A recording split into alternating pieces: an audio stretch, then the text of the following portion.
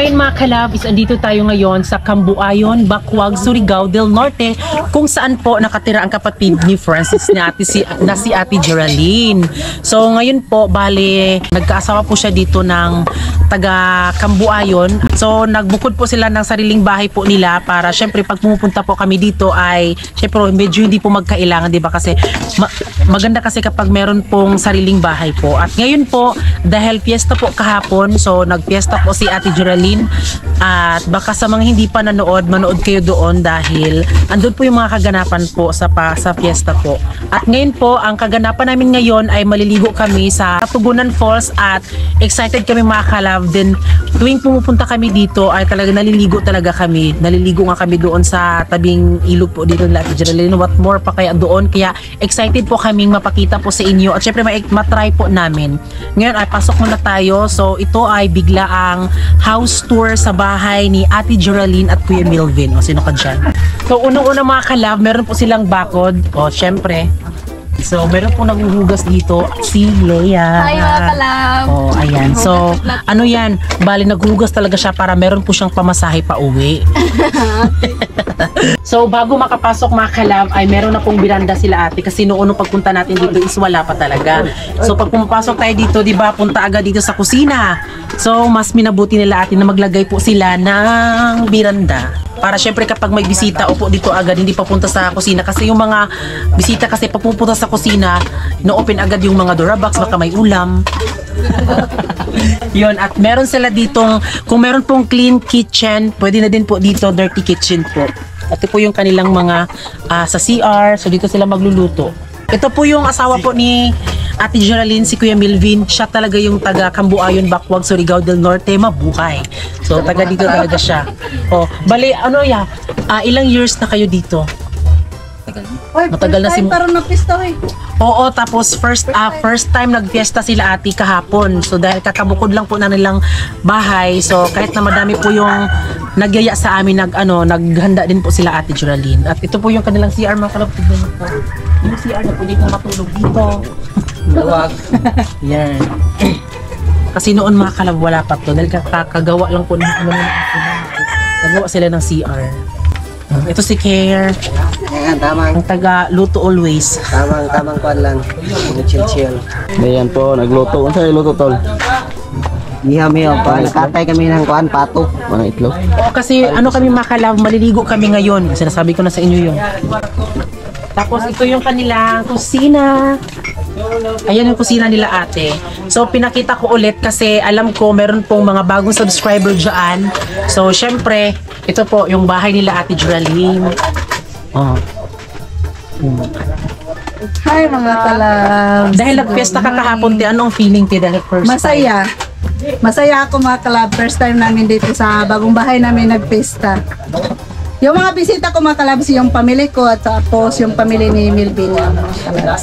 Oo, kami lang po dito. So, yung ko mga kalab, inspired by ate, 'di ba? Nakita niyo mga kalab, parang lang, tinabi lang po yung hugasan at lutuan. Tapos dito, lamesa. Ay, dito pala yung madam mga kalab, oh. Dam! Hi! Ay, dayon. Yes. At ito po yung kwarto nila Ate Geraldine. Ang laki mga kalab. Oh, di ba? Uy! Tapos, din po yung bintana inspired by Ate Geraldine. Isa lang po yung bintana niyo, isa lang yung nilagay ko doon. Dito po kami natutulog mga kalab. At alam nyo, yung mga plano talaga ni Ate Geraldine na bago kami makapunta talaga dito, ay gusto niya na magbukod ng sariling bahay. Kasi, parang din si ate mga kalab, mas inuna niya yung, syempre, pag pumupunta kami dito, may matutulugan talaga na maayos. At dito nga talaga kami natutulog mga kalab. Malaki po siya sa personal. So first time naming pumunta doon kasi nung pumunta kami doon mga kalab sa Little Baguio. Little Baguio ba ito tinaw? Little Baguio pumunta kami doon at alam ko na nagustuhan nyo talaga yung lugar at it feels like home talaga mga kalab kasi doon sa Bandol din po. Parang lang din po mga kalab, taga Bandol lang po kami. Like dito po kasi same lang din, may mga puno, tapos paglabas mo murag sa Bandol rajud sa lugar rajud nila Ate Geraldine mo unang mura rajud na sa lugar sa nila Ate Geraldine. Then daghan pud may makauban unya ug atangin ninyo ang uban pang mga amo mga kaganapan kay sure ko malingaw jud mo ipakita jud namo tanan. Then ano mga kalab, plano na din po ni Ate Geraldine, talagang nagpipilit-pilit talaga papatanungin natin si Ate Geraldine. Te, anong gusto mo jud ka nga? Muani jud mi diri Para kuan pod ba mga kalabs ba, parang bibo po mong balay ba. Kay camera mo pod mga kalabs. Wala dili pa kay ngon nga kanang mga daghan pa mi kanang bitong mga kaila. First time pa man mo diri na pista. Mo nang ko anjin mga kalab, alam niyo na ba, di ba may fish pan na kami tapos malalaki na. So nagpunta talaga kami dito mga kalab kasi nag-ano talaga si ate, sa mga luod si ate, maghila kami ni siya. Sobrang hilaka. Kaya importante sa amin ang bagay na to dahil nung pagpunta namin dito mga kalab ay talagang ginusto din talaga namin para kay ate para ma-experience niya din. So ngayon mga kalab is pupunta na po tayo ngayon kung saan tayo maliligo at tignan niyo po yung backpack ni Kuya Melvin. Oh my God! So ngayon lang po tayo makakita ng ganito mga kalab na akala mo may bata na uupo pero ayan. So yun po ay gamit kapag nag-ano po ng niyog. Hi mo yung mga kasama namin. Good morning. Let's go! Ay mga kalabs. Pupunta na kami doon sa Togonan Falls. Bubon to dun, Re. Amat dun re.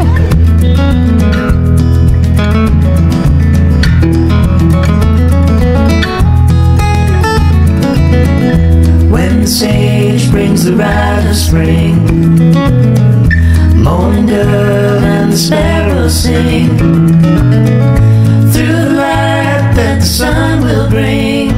So, ayun mga kalab, yung semento po is sa bandang doon lang. So, yung makakaano lang talaga dito yung motor. Tapos yung mga kotse hindi. So, kakasikat lang daw po ng Tugunan Falls kaya puntahan namin agad. So, timing din dahil malapit tayo po sa bahay nila Ate Geraldine. Lubak-lubak.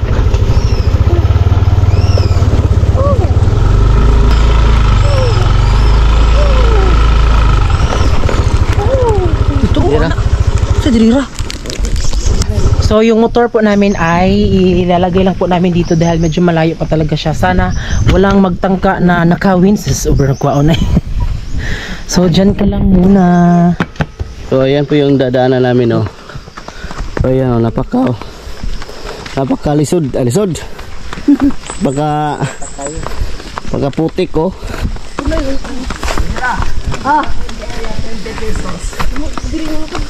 Gani. Ano kaya dito makakat lisod kay Matay pod.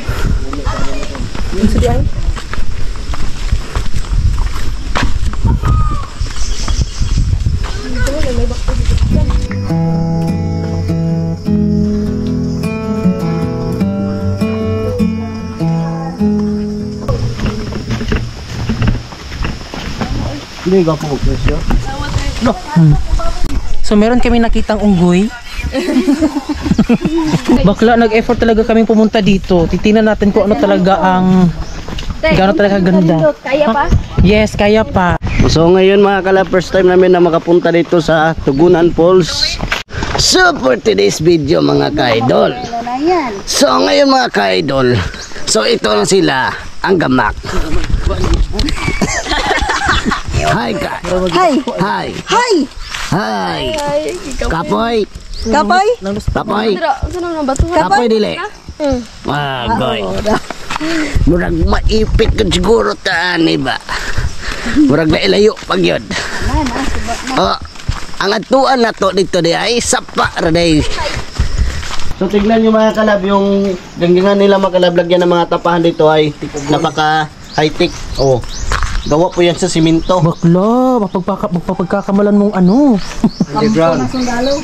Pwede dito papasok kapag mag-gira. Suk-suk ra. Asa ibutong di mga kuan? Sugnod. Yan dito ang kupras. Wala, mag-upap ko nga tayo. Muring ana lagi halos tanan no. Hala.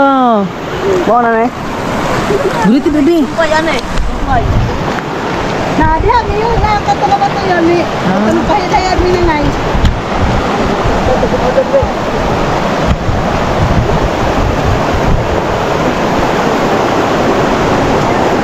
Yan po sila. Medyo hirap man.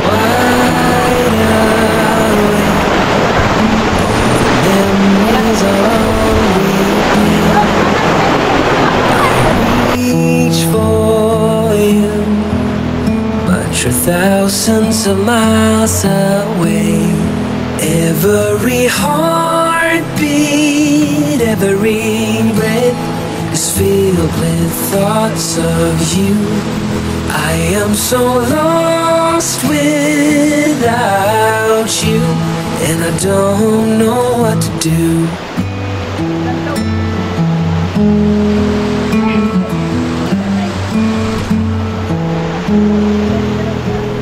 Sleepless nights, filled with all the things I didn't say.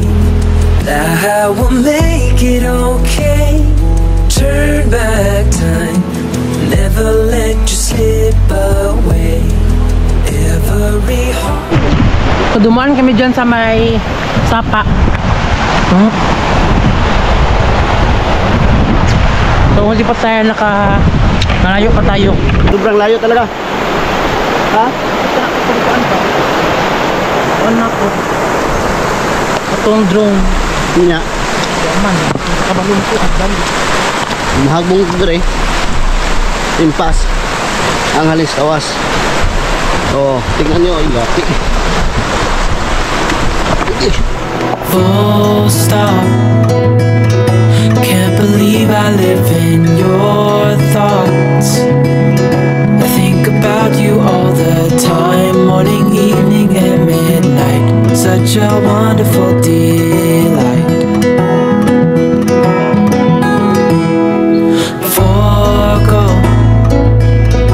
give up everything that I own. Yeah, I'd give it all up now just to be with you somehow. Unexpected love was found. You're the rose in a garden, and it shows if I'm honest. You're the leaves in mid-August, and I've come out here to So ginoo ko pag hindi nakaabot.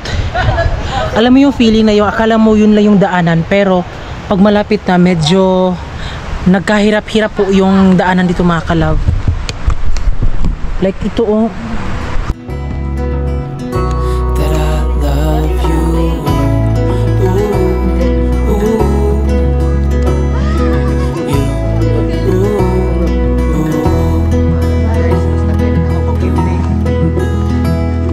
so slow. Hold you in my arms, won't let go. The world around could pass us by, a thunderstorm, a lightning strike, as we hold each other tight. You're the rose in a garden. May moagi pag taging ani mga kalab oh. Tignan nyo, dadaan tayo sa medyo may bato na medyo nakakadelikado.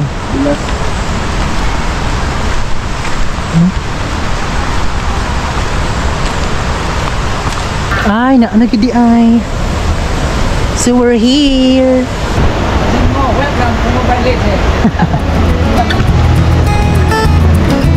Hala. When the sage brings the rise of spring, morning dove and the sparrows sing.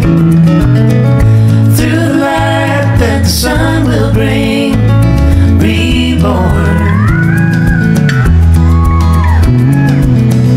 Clocks are creeping on the wall. Nanata, we're here. Look, kanindot sa didit.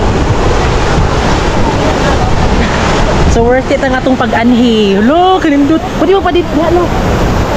Oh, pwede dito, pwede mo. Look, pwede mo. Jeren. He's the northern call, and the lights to the frost will fall. Reborn in the warmth of the spring. It's very worth it talaga kasi merong pa-slide show. Ayan oh. Isa.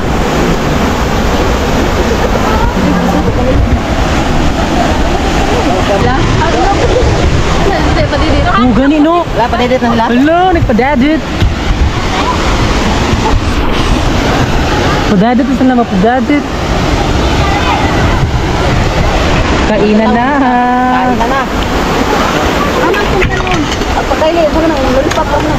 I walk between the raindrops. I am soaked, but I don't mind the cold. I have walked this street 1,000 times or more, and I hope that I still do when I'm home. Here Happy birthday! memories flash in front of me. I see them clearly. A life I once had is sealed in this town of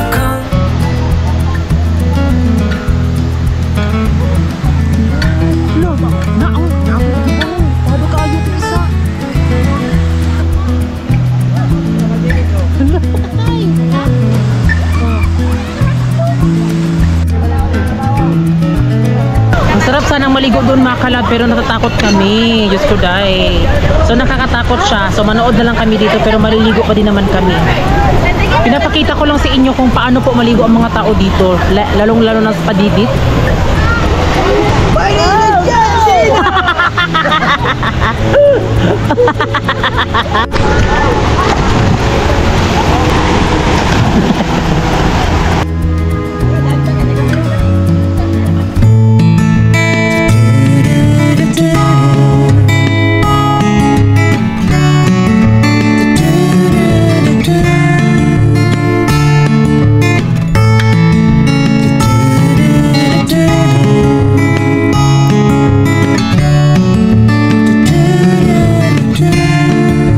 Ngayon mga kalab ay uuwi na po kami. So nakabihis na po kami mga kalab. Uuwi na kami doon sa bahay nila ate at uuwi na din kami doon sa Magallanes. Bye Taguna, Tugunan po.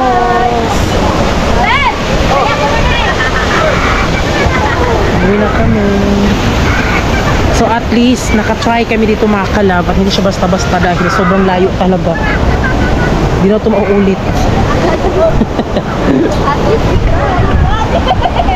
So sa wakas nakarating na din kami dito sa mismong labas talaga. So sa pagpunta namin doon is talagang worth it po siya. Masaya, sobrang ano doon mga kalab, sobrang lamig ng tubig, mawawala talaga yung stress mo pagpunta mo doon. So di na kami nagpadidit mga kalab no, dahil syempre nakakatakot. Tapos diba nakikita namin sa mga ibang video na nagtrending na nadidisgrasya sila kapag hindi sila taga doon, kaya hindi na lang talaga yun. Kaya ang ano lang talaga dito, ang medyo ano lang talaga dito is medyo hindi maayos yung mga daanan. Tapos yung mga motor hindi siya masyadong makapasok kasi 'di ba sobrang layo pa siguro makalab, siguro lalakarin mo mga 10 to 15 minutes at makalab bago ka makadating doon, tapos yung motor mo andun sa labas. Pero okay lang naman makalab kasi ang Tugunan Falls po ay ano lang naman po, medyo kakasikat lang din po. So dinadayo na talaga. So ito daw po ay aayusin daw po ni Mayor TC, bagong mayor po dito sa Bakwag, Surigao del Norte. So pero meron naman daw pong plano si Mayor TC na ipapaayos daw niya sa bandang doon, kasi kanina mga kalab medyo may nakikita tayo doon na instead sa mga bato doon sila nagluluto, na instead hindi dapat dahil syempre yung tubig papunta doon. So maganda siya mga kalab, mare-renovate din yan soon. Pero yun, this is our first time. So last time na din mga kalab, hindi na kami pabalik dito mga kalab, sobrang layo talaga. Pero worth it. Tapos pag uwi mo mga kalab, lakad na naman. So medyo yung daanan lang talaga dito medyo problema. But overall, napaka worth it po niya talaga. So napag-ano lang talaga namin, pumunta lang talaga kami agad dito kasi sabi kasi natin Jerry, meron ng mga bagong paliguan. So pinuntahan namin agad. Noon daw is sobrang bibo daw, pero dito yung mga tao dito parang anuhan na kasi yung kuryente dito na ng baging Odette, so natumba siya. So ayun yung wire niya, tapos yung poste andun. So yung mga wire hindi na naayos dahil sa bagyong Odette. Pag pumupunta kayo dito, maganda mga 6 to 7 AM. Diba? Para makauwi kayo ng ano talaga. Kasi kung pupunta pa kayo dito mga kalab, siguro mga 9 to 10. So magdala na talaga kayo ng payong dahil sobrang init talaga. At bago makapunta doon sa destinasyon, tatawid mo na kayo doon ng sapa or ilog na kakaano mga kalab, medyo delikado din, baka maano sa agos ng tubig. So yung mga motor nila dito nila pinapark. Ayun o, ganyang motor, okay siya. Pero pag NMAX po, hindi na. Kasi sa medyo may daanan dyan na ano na mga kalab, medyo hindi siya pantay. So andito na tayo. Ito na yung motor. So goods naman, walang nangyari. Minghoy ang tanan. Salamat sa ila. Muna sila mong mga kaila dito. Sa ngalan ninyo? Angelo. Ikaw? Si GC. Si Junri. So ito yung nakasama namin noon, si GC. GC si Junri ay udo rin ng buon. Hi, sa wakas! Uuwi na po kami. Ayun po si Burandan. So, ano ba nabili? So ngayon mga kalab ay uuwi na po kami. Ayan, maraming salamat Ate Geraldine. Pinang si Ate Geraldine, kapoy po rin nila. Ay, buwang. Sunod na po mga kalab. Ninyo na po may mga kalabs. Yes, This time again. Ato na po may pispan pohon. Kami na po nulong dito. So lang ko sila karon kuan, revision ni Aliyah pohon.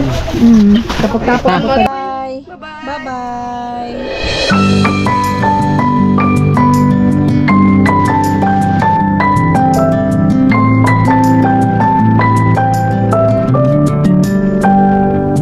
May you always find your way to higher ground.